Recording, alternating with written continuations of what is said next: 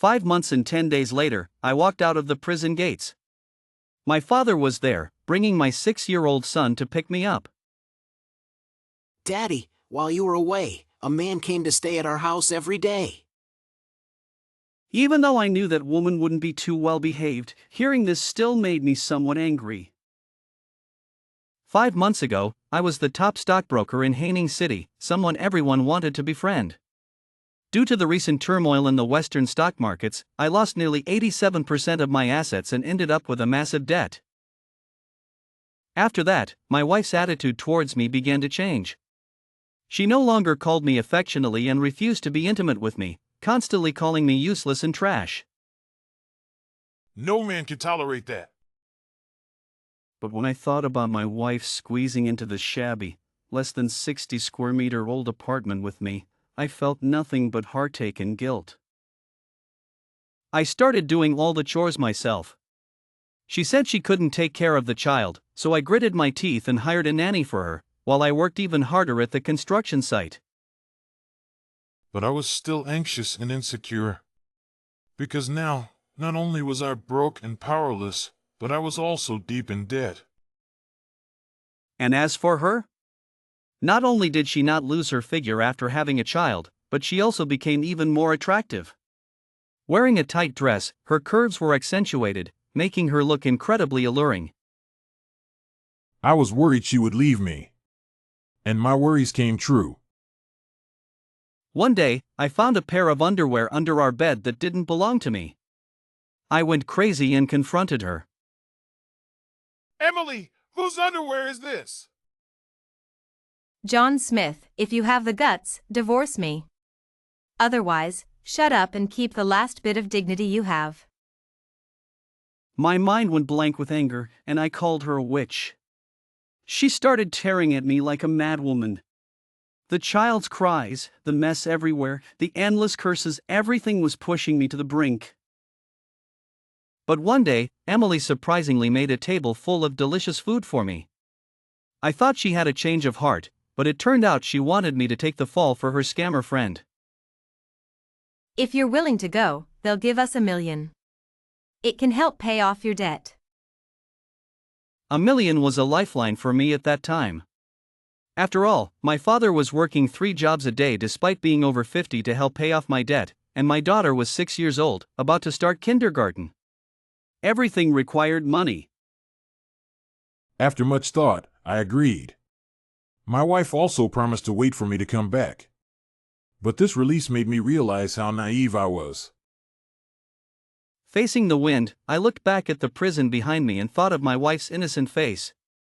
I laughed. So-called freedom is just being locked in a bigger cage. She is my cage. Son, kids say the darndest things. Don't overthink it. Today is your big day out of prison. Let's go to a restaurant to celebrate. How could a 6-year-old say such absurd things unless he saw it with his own eyes? That's not true. I heard Mommy on the phone saying that man is coming over again today, so she can't come to see Daddy. My son's words made my heart sink. I didn't know what more I could do to make Emily grateful. Did I have to give her my life? Dad, I just got out of prison and don't have much of an appetite. Let's go to the restaurant tomorrow. Besides, I haven't seen Emily in 5 months and miss her. Why don't you take my son out for a walk and let us have some alone time? My father didn't catch the hidden meaning in my words and lowered his graying head. Then, my father and I each took a taxi. In less than half an hour, I arrived home. Standing at the door, I heard strange sounds coming from inside.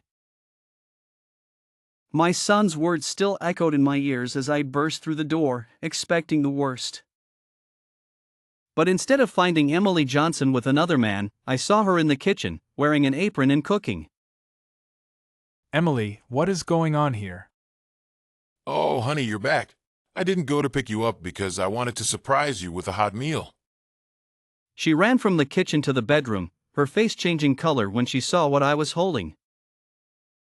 What's this tissue doing under the bed?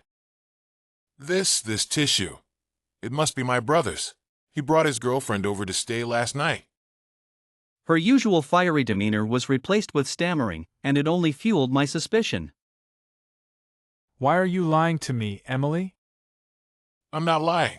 Please believe me. I punched the wall, unable to contain my anger. Just then, my mother-in-law, Martha Brown, entered, carrying a designer bag. Let go of my daughter. Mom, John wants to hurt me. If he dares to lay a finger on you, I'll skin him alive. Martha had always been harsh, and now she was even more so after my bankruptcy. John Smith, do you still think you're the big boss you once were? Now you're just a fraud, and your mother had a stroke because of you. A stroke? Emily, is that true? Emily turned her head away, confirming it. Your mother had a stroke the day before you went in. The hospital just notified us that she won't make it through the night. My phone rang. It was my dad, his voice choked with tears. Dad, what's wrong? John, your mom is in the hospital and won't make it. The doctor says the surgery will cost $20,000. Don't worry, Dad. I'll bring the money right away. Have the doctor arrange the surgery.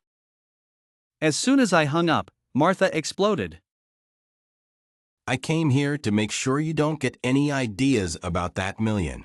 It's my daughter's. Emily, we've been married for 7 years. Please, help me save my mom. Didn't you accuse me of cheating? Then let's get a divorce. Whether your mom lives or dies has nothing to do with me. I couldn't believe such words were coming from her mouth. You think you can just accuse my daughter and get away with it? Kneel and apologize sincerely, and I might consider giving you the money to save your dying mother. John Smith stood in the room, feeling the weight of his decision. Just kneel, and you'll get hundreds of thousands. Who's luckier than you, John Smith? Don't be ungrateful. They think it's just about bending my knees, but it's really about putting my dignity under her feet. But John remained silent. He was completely broke, desperately needing the money for his mother. Mom, Emily, it's all my fault. I'm sorry. He bent his knees and knelt on the ground. I can't just ignore your mom, or people will say we're heartless, but the most I can give is $20,000. Didn't we agree on $200,000? That was the money I earned after 5 months in confinement, and I didn't even have control over it. You're lucky to get $20,000. Take it or leave it. I'll take it. After that, Emily Johnson accompanied John to the hospital to visit his mom. His eyes reddened at the sight of her frail and lifeless condition. And it was all my fault. Later, John humbly followed Emily to the payment counter. Just as he was about to swipe his card, his mother-in-law rushed in with his brother-in-law. Has the money been given? No, not yet. That money was for my wedding and buying a house. You can't touch a single cent. John clenched his fists, feeling the sting of betrayal. Michael, I've given you money before, and I've never asked you for anything. This time, I'm begging you. And you have the nerve to mention that measly amount? Michael even started pushing John, shattering his heart. Over the years, I've spent over $1 million on my in-laws, and this is what I get in return.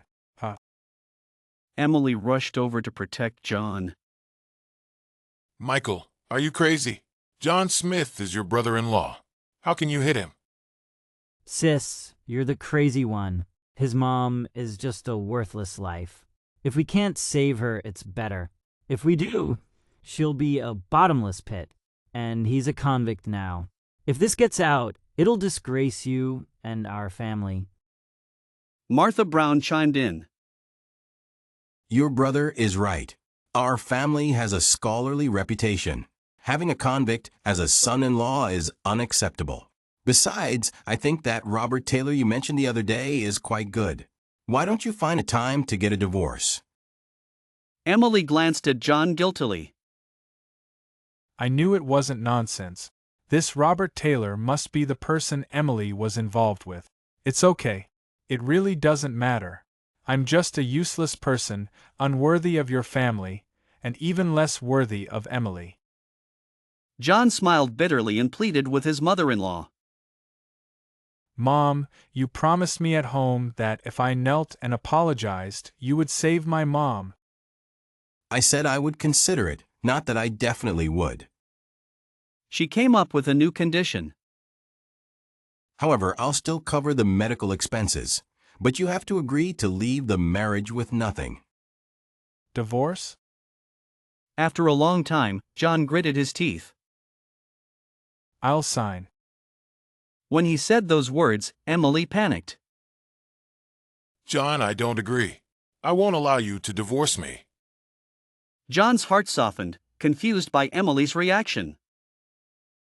I didn't understand Emily's mindset. If she had cheated, why wouldn't she agree to a divorce? Did she still have feelings for me? Narrator, tone, serious Emily Johnson's actions left me utterly astonished. She directly took the card from my brother-in-law and paid the bill, firmly stating, I'll share the $245,000 with John Smith.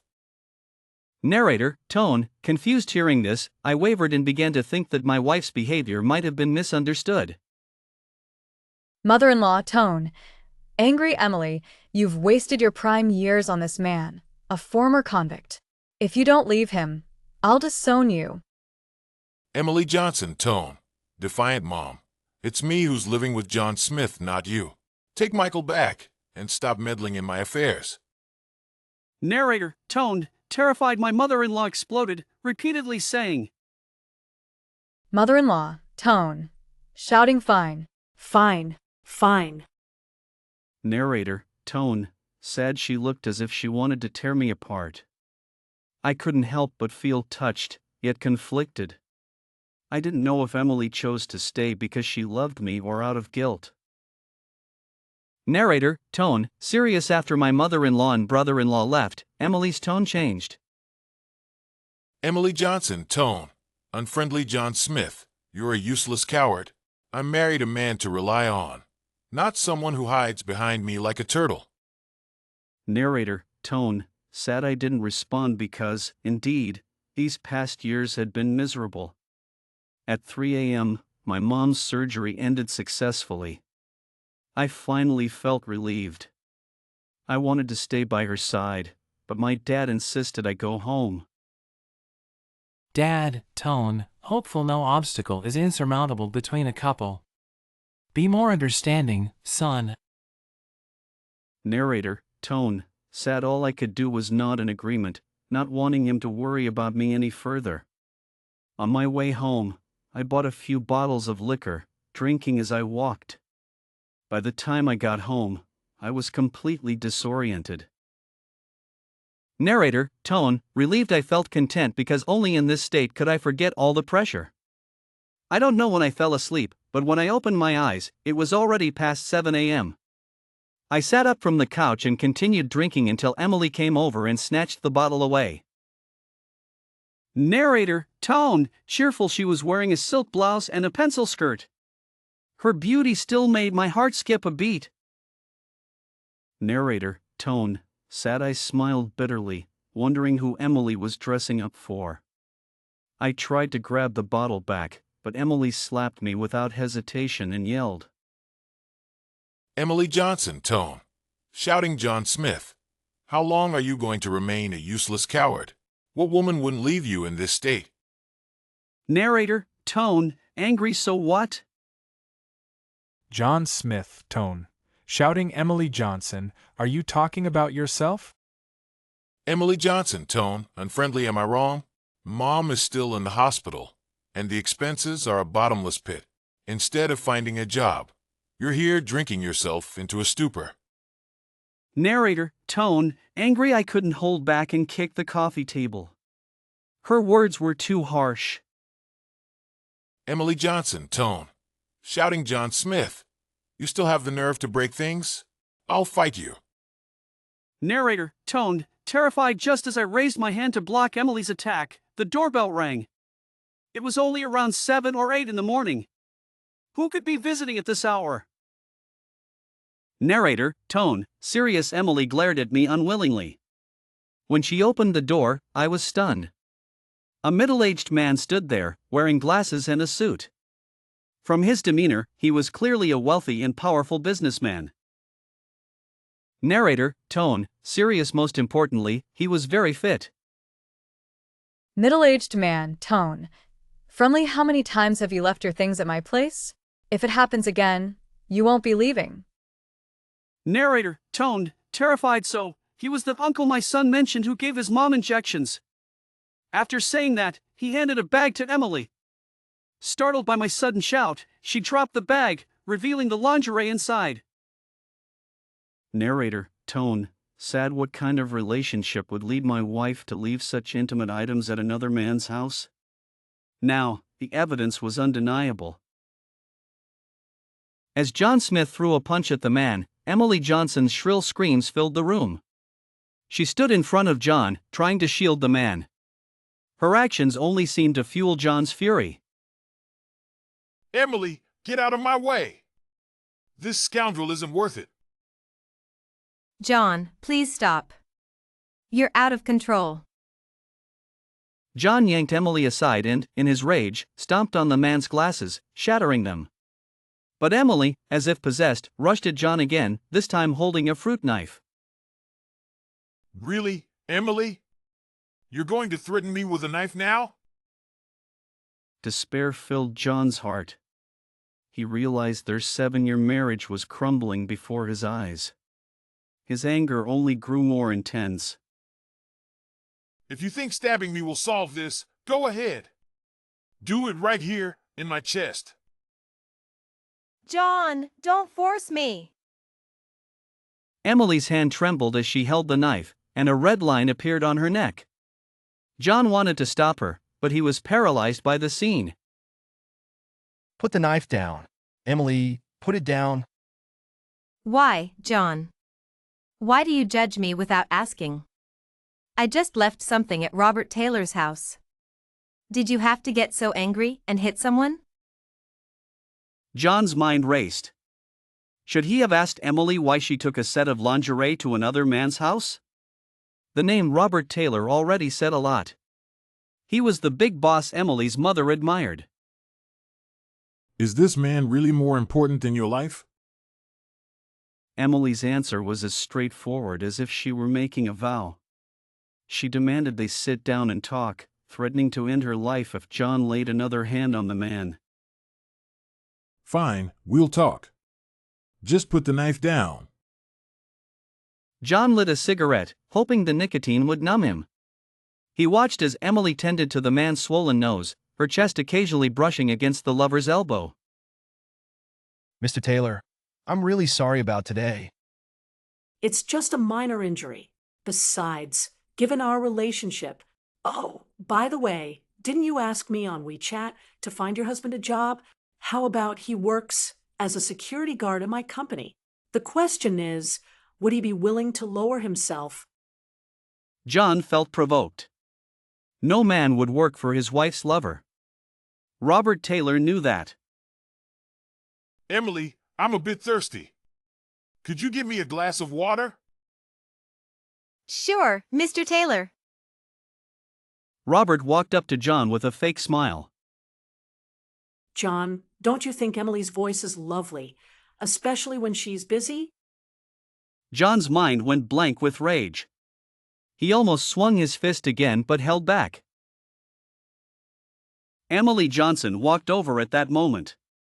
Seeing my hand tremble as I held the water bottle, Robert Taylor gave a meaningful smile. Emily, I really don't want John to misunderstand anything further, so I'll take my leave. Mr. Taylor, I'm sorry. After Robert Taylor left, Emily Johnson lashed out at me. Do you know how much effort I put into finding you a job? Not only did you refuse to go, but you also hit someone. Do you think you're still the big boss you once were? You're nothing but a useless failure now. You clearly have something to hide. One thought terrified me. If my dad hadn't asked me to come back last night, Would Emily Johnson and Robert Taylor have been in my bed, wearing their provocative lingerie? I didn't dare think further. This scene had pushed me to a dead end, a place where no amount of compromise or humiliation could save me. But I couldn't drag my son into this, he's still so young, at an age where he understands nothing. Son, go play with your toys in your room for a while. Daddy has something to discuss with Mommy. I'll come play with you later, okay? My son, always obedient, agreed immediately. Once he was in his room, I locked the door. Emily Johnson saw this and gave me a cold look before getting up and asking me to follow her to the master bedroom. No matter what happened before, let's start over. I promise I won't be harsh with you anymore. We'll earn money together, treat Mom's illness together, and get through all the tough times together. At that moment, I wanted to believe her. I really did, if only I hadn't seen that damn red mark on her neck. I closed my eyes in pain. When the last tear fell, I pushed her away and saw her clearly for what she was.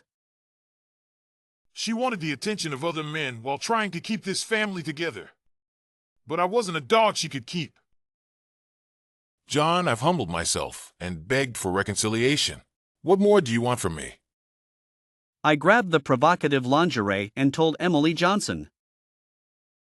Wear this and be intimate with me, and I'll believe you. Emily Johnson stood up, looking awkward, then said she wasn't feeling well and it wasn't the right time for such things. Put it on and show me. There are only two reasons to buy provocative lingerie, to surprise me or to surprise someone else. If Emily Johnson had nothing to hide, she should prove it to me. But she never put it on, using the excuse of needing to be with our child. My heart truly died then. I had no hope left. The night passed in a blur. The next day, Emily Johnson wore a rarely seen sexy business outfit. Underneath it was the lingerie she had refused to wear last night. Wearing that to the office? I couldn't help but think the worst. Just as I was about to confront her, my phone rang. It was the stock company, informing me that a stock I had invested in 5 months ago had hit the upper limit. After deducting the principal, I had made a profit of $7.2 million. After listening to the phone call, I couldn't speak for a long time. The joy was stuck in my throat, rendering me voiceless. I knew it, John Smith was back on his feet. Come with me to Robert Taylor's company. From now on, you'll be his personal driver. I didn't refuse. Now that I had money again, I felt more confident about gathering evidence of Emily Johnson's infidelity. Once I had the proof, I would take her to court, and justice would be served. At the company's entrance, Emily Johnson reminded me to speak kindly once inside and not act like an enemy. I nodded.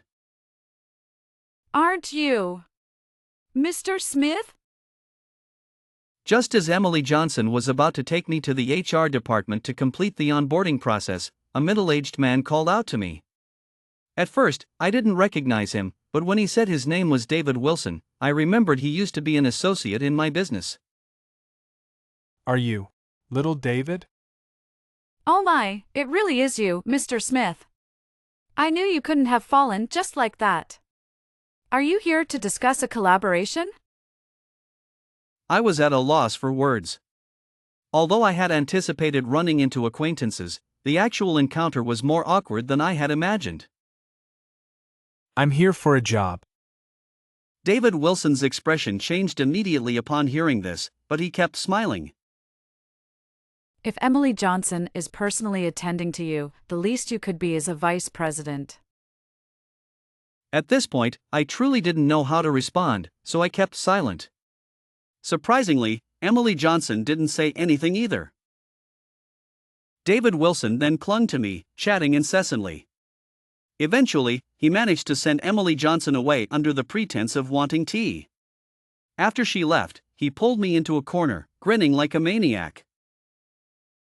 Mr. Smith, don't you think Emily Johnson is quite something? Those legs, that chest.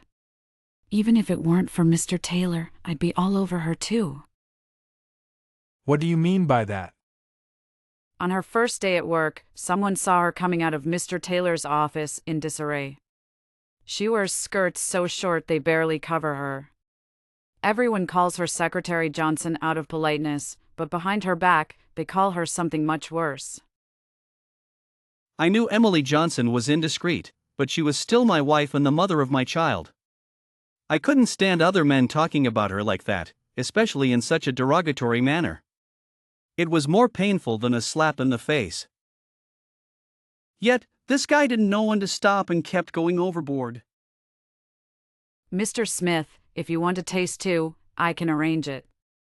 A woman who offers herself on her first day will do anything for the right price. What, have you tried it yourself? The situation was tense in the HR office, with emotions running high and accusations flying. Hey, not yet. But if you don't mind, John, you can go first and then let me have a turn. 2 people enjoying for the price of 1. Shut up. I couldn't believe anyone could be so shameless, especially when the person in question was my wife. No matter the criticism she faced, she was still my wife. I kicked David Wilson into the HR office across the hall, but my anger wasn't satisfied. I punched him again. Help! Somebody help me! People in the HR office quickly intervened, and soon several of them restrained me. One of the women, whose name tag read Sarah Anderson, asked me which department I was from. Which department are you from? I didn't say a word, just glared at David Wilson. He's John Smith, brought in by Secretary Emily. Jan Smith. Oh, he's the new driver starting today. David Wilson was stunned. He had always thought I was still the big boss I used to be, not knowing I had fallen to the point of being a driver. John Smith, do you know who I am now? How dare you hit a client? If you don't give me an explanation today, this cooperation is off, and none of you here will get away with it. I didn't care because I didn't want to work here anyway. But the others were different, especially Sarah Anderson. She turned pale with fear and slapped me hard. Who do you think you are? How dare you lay a hand on Mr. Wilson? I didn't argue back, but my eyes turned red. I used to be more powerful than him, and I couldn't stand his condescending attitude now that I had fallen. Sarah Anderson's slap shattered all my defenses, exposing my disgrace and defeat to David Wilson. I was in pain but powerless. John Smith, see? Even if I don't lift a finger, someone else will do it for me. Do you know what that's called? It's called power. But talking to a driver like you is just a waste of time. I don't want to make things too difficult for you.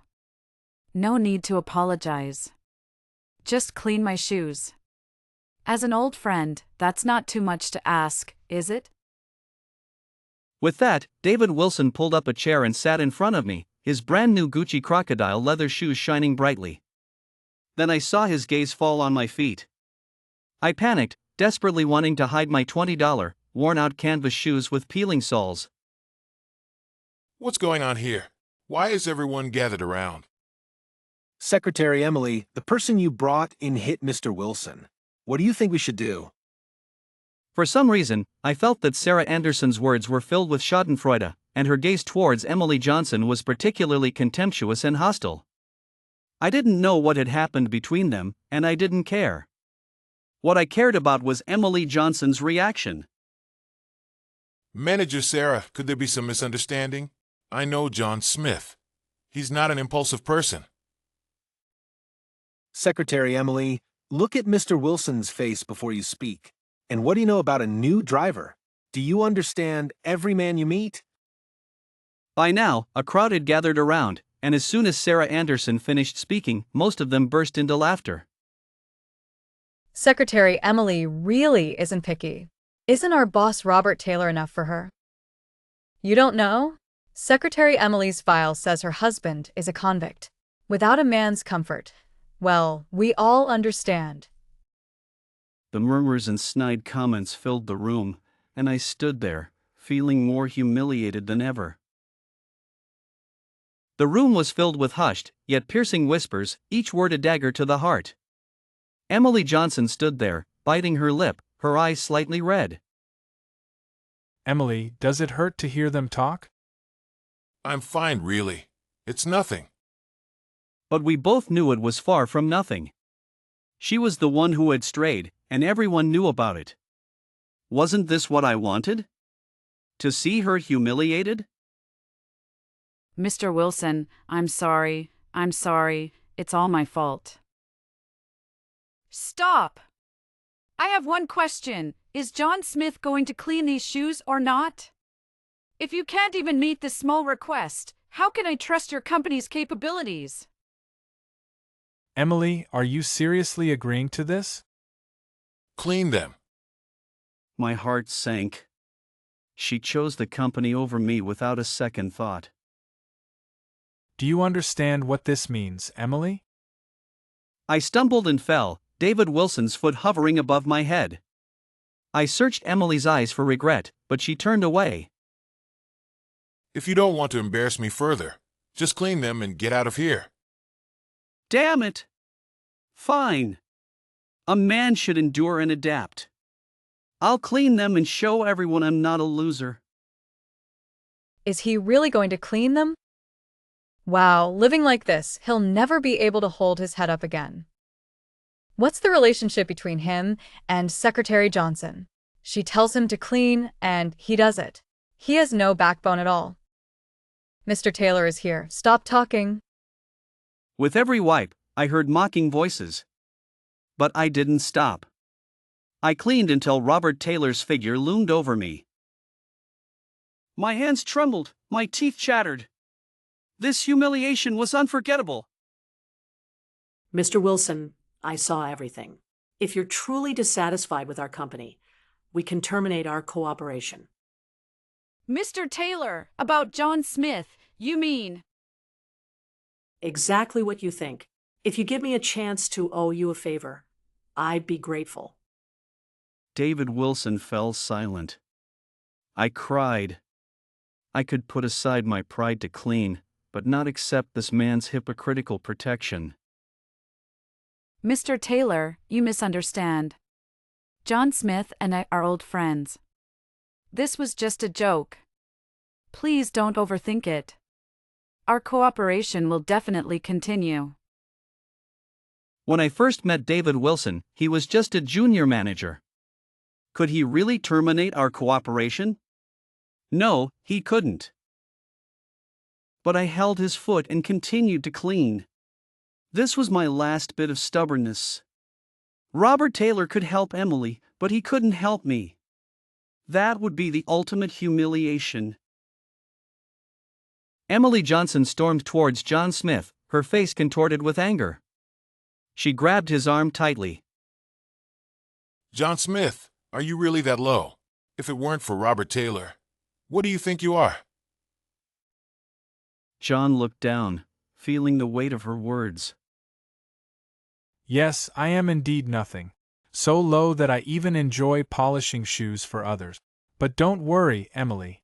The lower I am today, the more glorious I will be in the future. John watched as the crowd dispersed. He straightened his back, swallowing his pride. Just give me a little more time, just a little.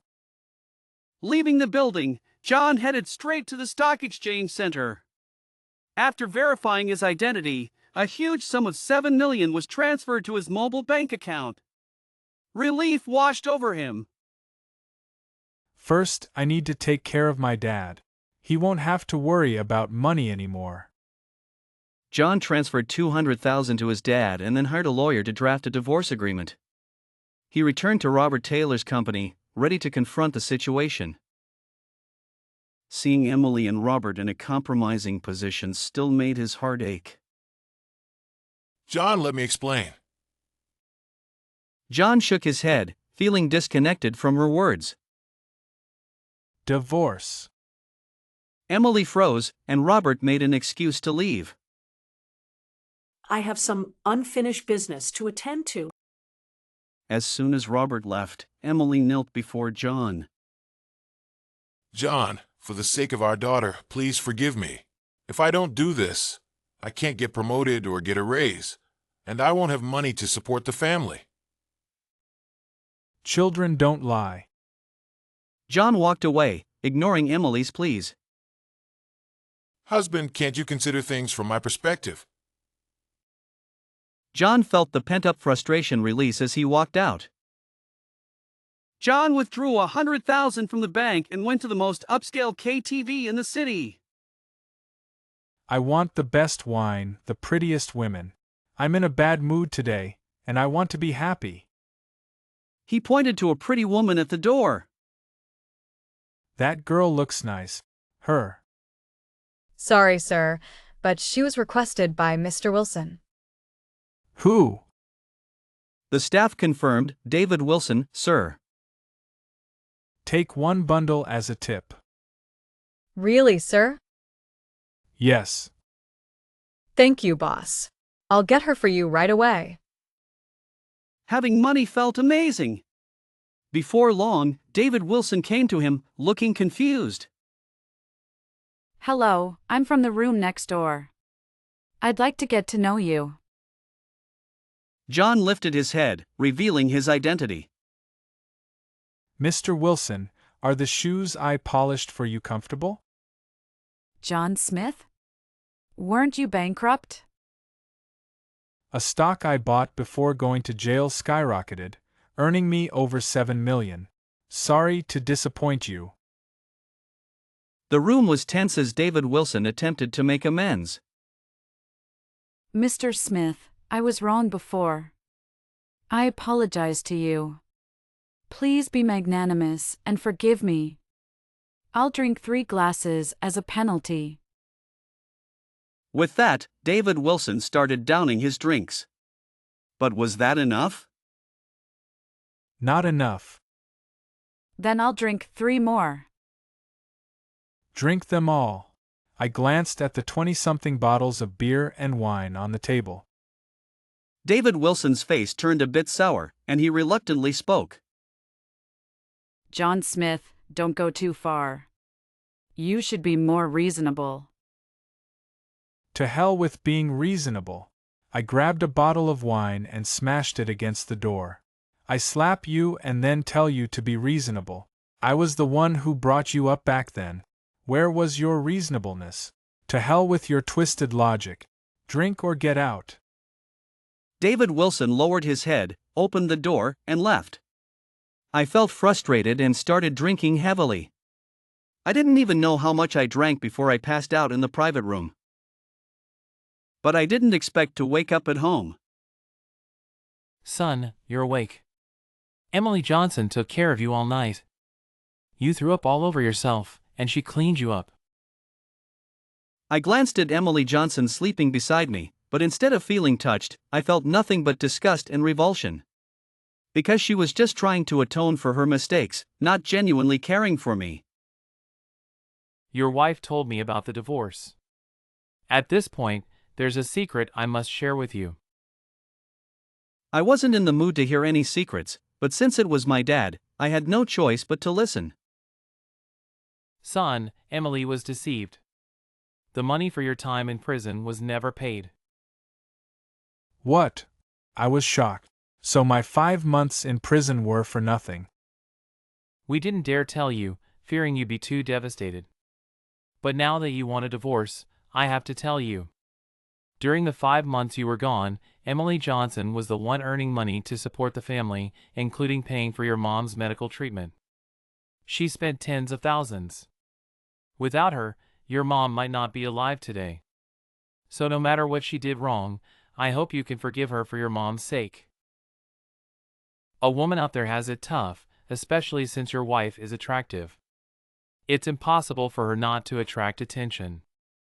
I understand that. She had no choice, with no man by her side and 2 dependents at home. But no matter what, she fulfilled her duty as a daughter-in-law. The 2 dependents were my mom and my son. So, during the 5 months I was gone, Emily Johnson had been taking care of my mom? I couldn't help but look at her again, and my hatred diminished significantly. But no matter what, she still betrayed me. I couldn't just ignore that. At that moment, Emily Johnson opened her eyes and sat up. She had actually been awake, eavesdropping the whole time. Honey, whether you believe me or not, I have to clarify. I did have some ambiguous interactions with Robert Taylor, but I maintained my boundaries. I had no choice. The family needed money everywhere. You know how my mom is. I was just trying to survive in a difficult situation. I didn't know whether to believe her or how to face this relationship again. Once trust is broken, it's hard to rebuild. Let's just get a divorce. Emily Johnson started crying uncontrollably again. Almost simultaneously, Martha Brown's voice came from the door. Son-in-law, I heard you made $7 million from stocks. I knew I didn't misjudge you. I really love you. My brother-in-law Michael Johnson followed behind her, grinning. I know you had a tough 5 months in prison, so I bought some ingredients. How about we have a hot pot dinner tonight? I really didn't want to see their faces and was about to tell them to get out. But before I could say anything, Emily Johnson stood up and spoke. Can you stop showing this face? Don't you feel ashamed? You're embarrassing me. Daughter, what are you talking about? How did I offend you? Do you remember what you said about John Smith when he just got out of prison? Now that he has money, you call him a good son-in-law. Don't you feel you have no principles, Mom? Emily Johnson's every word echoed my thoughts, so her speech resonated deeply with me, but I couldn't shake the feeling that she was being insincere. Stop pretending, Emily. I won't change my mind about the separation just because of what you said. You can keep the house. I'll leave with nothing. Let's part on good terms. On the way out, my dad kept trying to persuade me, saying things like a child needs their mother and that Emily is fundamentally a good wife. But once I make up my mind, I'm stubborn. I believe there's no point in continuing a marriage that's already fractured. My dad and I went to the hospital to check on my mom. The doctor said her surgery went well, and she could already speak. I was overjoyed and rushed into the room to hold her hand. Mom, you're awake! But then, she slapped me on the face. It was a weak slap, but it felt heavy.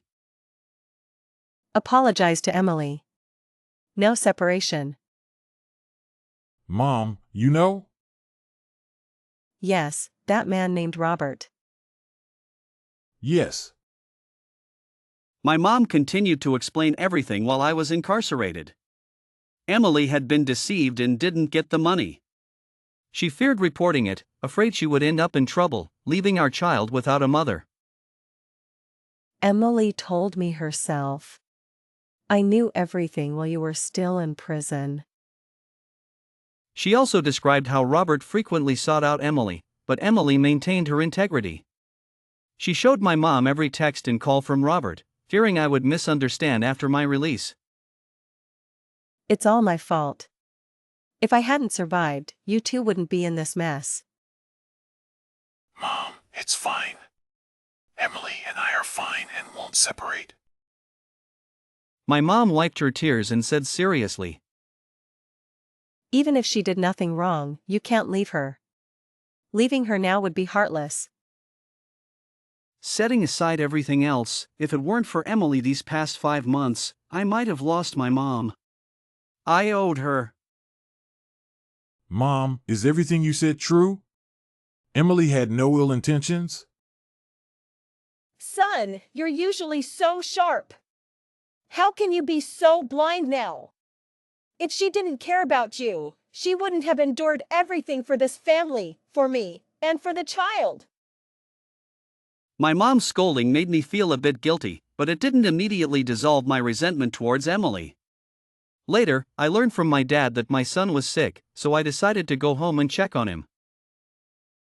At the door, I saw my son holding Emily's pinky. Mom, is Dad staying this time? Yes. Then why does Dad want to leave you? I was stunned at the door. My son clearly knew about the separation. Emily fell silent, then broke down and told him the truth. Mom can't lie to you. Dad doesn't want. Knowing how much such words would hurt a child, I pushed the door open and walked in. Who said Dad wants to leave Mom? Dad can't bear to leave Mom. Hearing this, Emily's shoulders trembled slightly. Then I softened and said, How about Dad and Mom stay with you tonight? My son was overjoyed, holding one of my hands and one of Emily's, bringing them together.